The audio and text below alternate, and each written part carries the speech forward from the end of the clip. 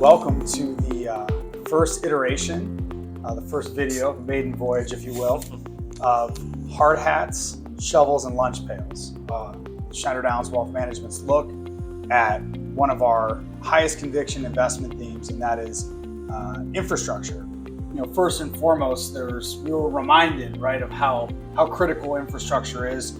We had a large cargo vessel strike the bridge that runs across the port of Baltimore.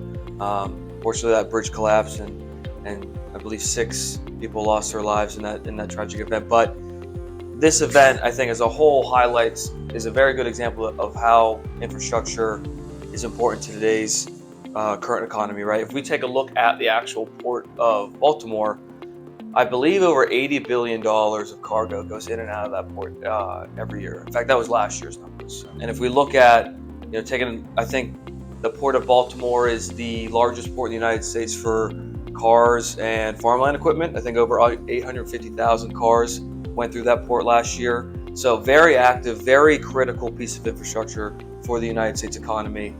You have to highlight some of these critical failures, whether it's the bridge in the port of Baltimore that got knocked down or the unfortunate derailing in East Palestine, Ohio, to really highlight that there's the traditional needs that need to get upgraded. In Pittsburgh here, where the airport's undergoing this huge transformation.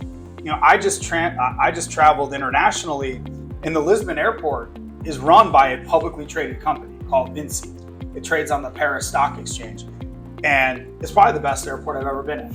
And you saw what private capital can do in these infrastructure and these kind of unique assets, these trophy assets. I think you're going to start to see a lot of private companies, either publicly traded or just owners of these assets in the private markets, come into the equation much more over the next 10 years, in part because of all the spending that was done. Well, I think there are some studies out there that actually suggest there's roughly, on an annual basis, $100 billion spending gap between what's needed and what's currently being provided by the government. And so I think that's where private capital can step in. And that gap is only going to get bigger because as interest rates have gone up, a lot of the debt that we were funding during COVID at near 0% rates are going to be done at much higher rates. You have $1 trillion spending bill that was passed by the Biden administration last year. With a catchy name, I believe. With a catchy name, the Inflation Reduction Act. We're a little dubious about whether it's going to actually reduce inflation, but what it does codify is that there is going to be a significant public spend in infrastructure. You have to go back to kind of the 50s and President Eisenhower and the interstate highway system, and I think that that's really where we are right now, which is in the early innings of this giant infrastructure build-out. The next version of it. Sean touched on the incredible importance of some of these things that I think we might take for granted, like the Port of Baltimore. And to give you an idea of just kind of how vast infrastructure is just in terms of investments, right? So we talked about ports. I think everybody kind of understands that. And if we were to add in that kind of the transportation sleeve, airports, toll roads, I think is another one. Toll roads, and railways, right? That's the transport set. I think when you think about kind of utilities, right? How do you heat your home? How do you get water into your home, right? So water distribution, wastewater collection, and then communication, right? How do we tape this video? How do we get it to the internet, right? So telecom towers, fiber optic networks, data centers, right? Yep. And then in power, right? Whether it be that data, hydro, or wind, we think that an all of the above strategy is certainly a way to power the nation's grid. From the standpoint of an investment perspective, we'll start with data centers because I think that's going to be a common theme that we're going to talk a lot about in the following episodes, which is there's both the need for the servers that we have that help power the professional services firm of Schneider and Company, and then you also have these kind of hyperscaler needs. These hyperscale data centers are such big assets. I believe that even companies like Microsoft, Google, they're not even building them themselves, right?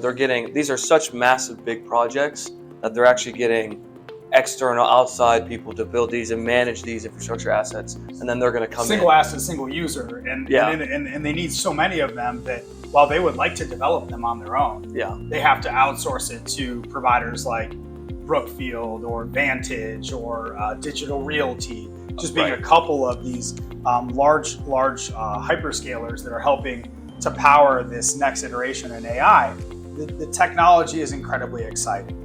And that is certainly a way, and you have that in your portfolio. If you own the S&P 500, the top 10 names, I think 7 of them are technology related. And when you think about the Magnificent Seven and their ability to really drive returns, a lot of it being levered to AI, you think Microsoft, Apple, Amazon, Facebook, Meta, Alphabet, which is Google, NVIDIA, obviously the big super semiconductor, the big chip maker, and then Taiwan Semiconductor and Samsung, bringing chips here to the United States, bringing these chip foundries, right?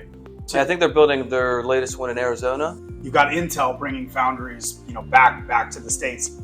These are all also infrastructure adjacent projects, and if you really believe in the prospects of AI and the incredible growth and earnings that a lot of these Magnificent Seven are doing, we think a nice complement to that, a steady complement to that, is in infrastructure. And you have a couple ways to play it. There's, you can buy it on the public side or the private side, and we have solutions for both that we think are very accretive to client portfolios. And I think that what we're going to do in the future is highlight maybe some deals that are done, just the sheer amount of capital and the players that are going to be in it, and to preview that.